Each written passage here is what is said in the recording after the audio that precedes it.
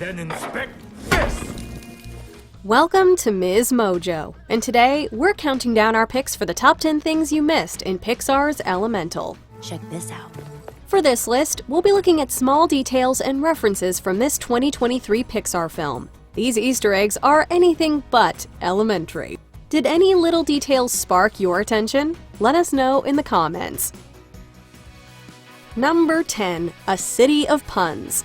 This film overflows with elemental-based puns, many of which light up the backgrounds. When you make a film about elements, you are just setting yourself up for the puns. Instead of Toyota, there's an automobile manufacturer called Toyota. We're guessing that their cars run on an environmentally friendly fuel source. The fireplace is a small family-owned business, but Element City isn't without franchise stores like Pottery Burn. And fire? As ordered. We run a little hot.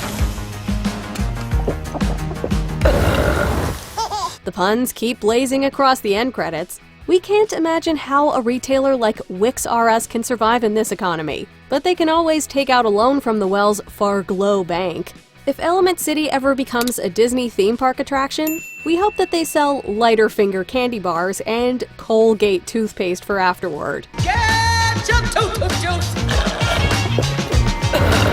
Puns are the glue that holds this world together. Well, that and Scorch tape. You're so hot. Excuse me? No, I mean like you're smoking. No, I didn't mean it like that. Are you done yet? Yes, please. Number 9. The partly cloudy air elements. We're still not sure how Elemental ties into the Pixar theory, but we're wagering that it's connected to Peter Sohn's directorial debut. Before making the leap to features, Sohn got his feet wet with the 2009 short Partly Cloudy. The story centers on a long-suffering stork who always winds up delivering dangerous babies, courtesy of a gray cloud.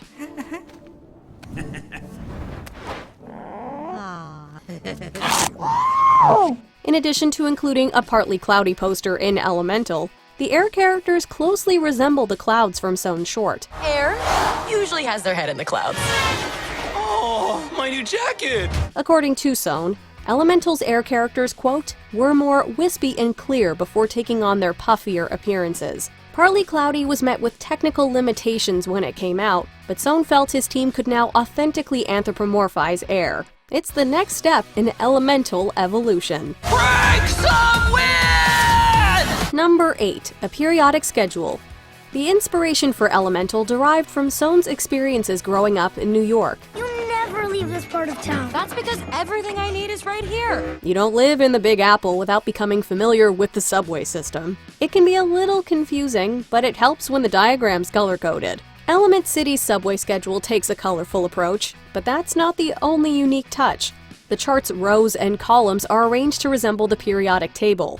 Reflecting on his middle school days, Sohn said, quote, I never saw it as a periodic table. I always saw it as apartment buildings. There was something so funny about the skyline of the periodic table. These little squares being someone's home. Argon might live next to hydrogen. They would be neighbors. Growing up in New York, I was terrible in science, but then when I saw this periodic table, all I saw was like, apartment complexes. I just saw like, oh yeah, all these people are in these little rooms. And Who says science can't inspire art? Number 7. The voice of Ember's father. It's not uncommon for Pixar's artists to lend their voices to characters. Bob Peterson voiced Roz in Monsters, Inc. and Doug in Up. There's the bird! I want to take it back. I want it to be my prisoner. The late Joe Ranft voiced Heimlich in A Bug's Life and Wheezy in Toy Story 2. Well, why didn't you yell for help? Well, I tried squeaking, but I'm still broken. No one could hear me. In addition to co-writing Inside Out, Ronnie Del Carmen voiced Windstar in Soul. My body is in a trance. In Palawan. Del Carmen takes on a more substantial role in Elemental as Bernie Lumen, Ember's aging father.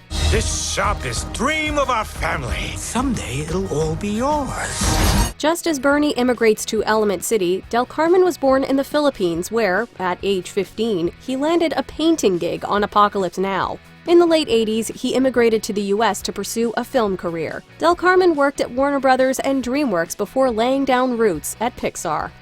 Number 6. The Good Element.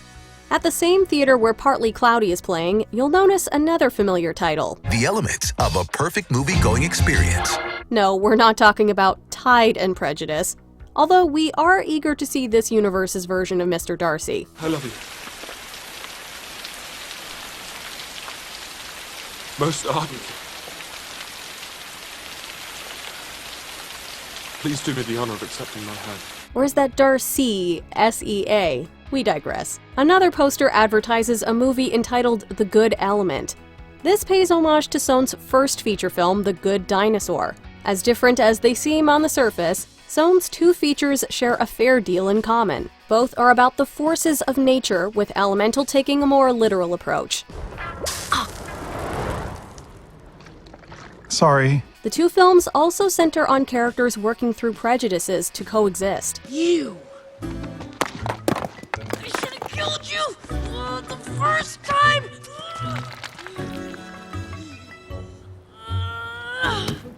This is all your fault! We imagine that The Good Element has a similar setup, but what are dinosaurs comprised of in this world?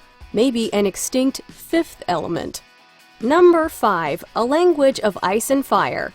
Upon arriving in Element City, Ember's parents stick out from the crowd. This isn't just due to their physical appearances, but because of the language barriers. Where everyone else speaks English, Mr. and Mrs. Lumen talk with a fiery lingo. The fire language isn't gibberish. To make this world feel more authentic, the filmmaker sought out renowned conlanger David J. Peterson, who's created languages for projects like Dune, The 100, and Raya and the Last Dragon. But the rest of them are being held by a bunch of no-good Binturis. Binturi? Now that's not a very nice way to describe an old friend. Peterson is best known for his work on Game of Thrones, conceiving Dothraki, High Valyrian, and other languages. Dracarys. At one point, the Elemental team used fire sound effects as a means of communication. Ultimately, the sounds would inspire Peterson while crafting a native fire language known as Fire-ish. But we all live by one simple rule. Elements cannot mix! Number 4. Blue Flame Souvenir. Elemental is yet another Pixar film that gets Asian representation right. This hot streak arguably started with Domishi's Bao, so it's only fitting that Elemental sneaks in a reference to that Oscar-winning short. The blue flame is a sacred symbol that connects the Lumens to their homeland, but that doesn't mean they can't merchandise it. At the front counter of the Lumen family shop, there is a display for Blue Flame souvenirs. The little trinkets resemble the sentient bun from Bao, albeit with a bluer hue. Aside from celebrating Asian culture, Elemental and Bao explore how children relate to parents as they attempt to carve out their own paths. I've been trying to fill my father's shoes, but I never once asked what I wanted to do. Both films also show how food brings families together, assuming that it's not too spicy. You see? He likes it! Number 3. A113. It wouldn't be a Pixar film without a salute to A113, the CalArts classroom where numerous animators took their initial steps toward the big league. Got A113 in progress. All units report. Elemental delivers one of the most inventive examples, as showcased in the teaser trailer.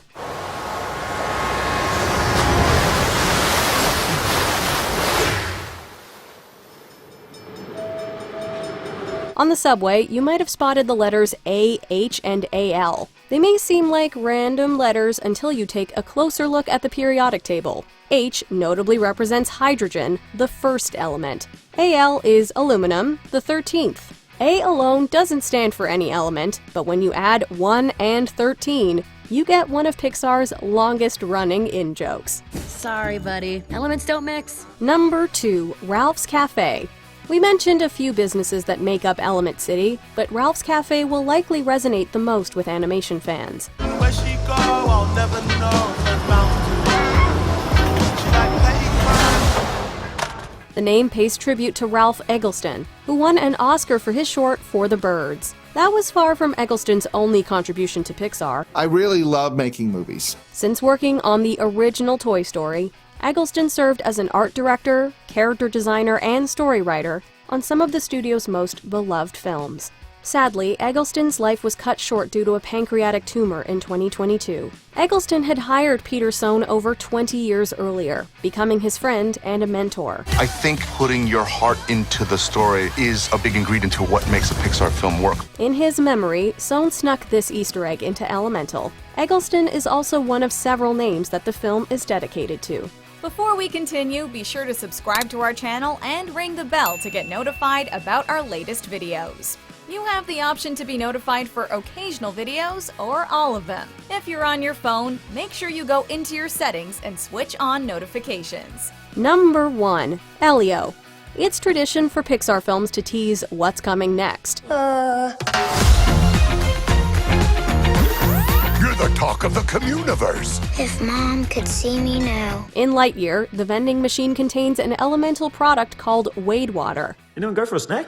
Wade takes center stage alongside Ember in Elemental. During a flashback, we see a young Wade develop a fear of sponges. Water is always getting into something.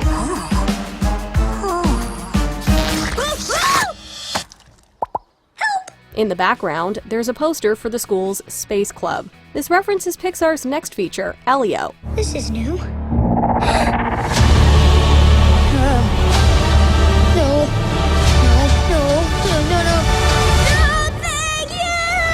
Set to come out in 2024, this sci-fi film centers on an 11-year-old misfit who's sent across the galaxy. Having a close encounter with aliens, the titular character is mistaken for Earth's ambassador. Until that film comes out, we're just wondering how Element City's space program works. Considering what happens to water in space, it's safe to say Wade will never be an astronaut.